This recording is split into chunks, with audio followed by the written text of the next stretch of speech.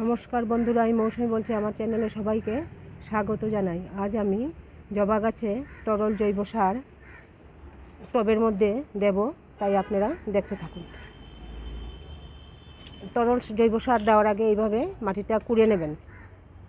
মাটিটা শুকনো থাকবে, দেখুন মাটিটা শুকনো, টবের মাটিগুলো শুকনো থাকতে হবে।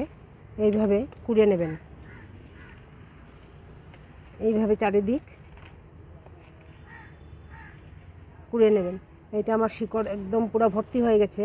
ফেব্রুয়ারি মাস না আসা পর্যন্ত আমি এটা বড় একটা টবের মধ্যে দিতে পারছি না, শিকড় সব কাটা পড়ে যাবে। ভর্তি একদম শিকড়।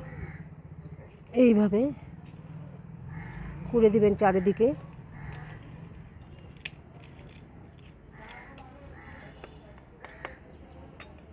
এই দেখুন, এইটার মধ্যে বিভিন্ন ধরনের সবজির খোসা, ফলের খোসা, কলার খোসা সব কিছু আছে। আমি 3 রাতের জন্যে ভিজিয়ে রেখেছিলাম। এখন তো শীতের দিন রোদ্দুর বেশি থাকে না, তার জন্য আমরা বেশি দিন ভিজিয়ে রেখে দিতে পারবো না। সবজির খোসাগুলো ফাঙ্গাস লেগে যেতে পারে। এটার মধ্যে প্রচুর পরিমাণে নাইট্রোজেন আছে, পটাশিয়াম আছে, ফসফরাস আছে, তারপর অনুখাদ্য তো আছেই।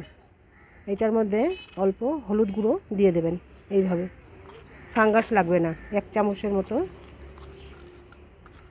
আমার এখানে বড় চামচে 1 চামচ হবে, আমার এটা ছোটো চামচ দেখে এরকম দেখাচ্ছে।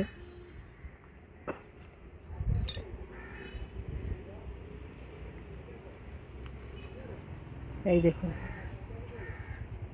তাহলে শীতেও আমরা প্রচুর ফুল গাছ থেকে পাবো।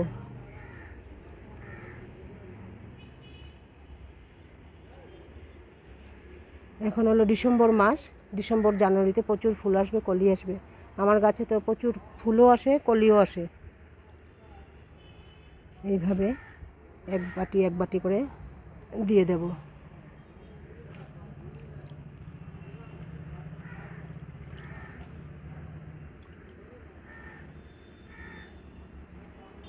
এইভাবে প্রত্যেকটা গাছের মধ্যে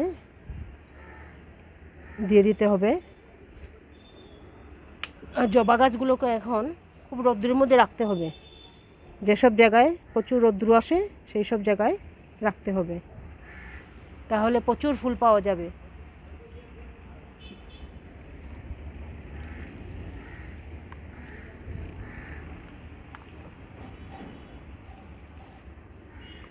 এই দেখুন প্রচুর কলি, এইটার মধ্যে প্রচুর কলি, এইটার মধ্যে প্রচুর কলি। এই যে হলুদ ফুল ফুটছে।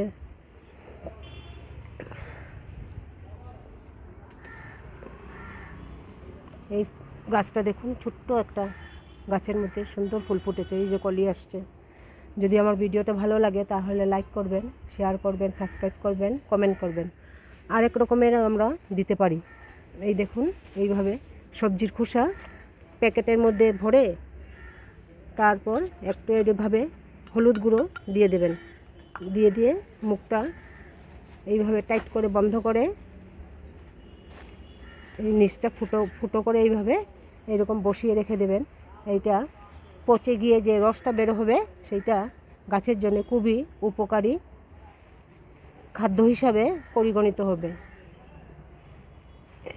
তারপর আপনার শাখা প্রশাখা গাছের বৃদ্ধির জন্যে, শাখা প্রশাখা বৃদ্ধির জন্যে এই জৈব তরল সারটা খুবই উপকারী।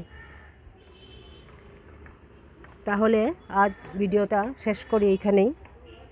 দেখা হবে নেক্সট ভিডিওতে।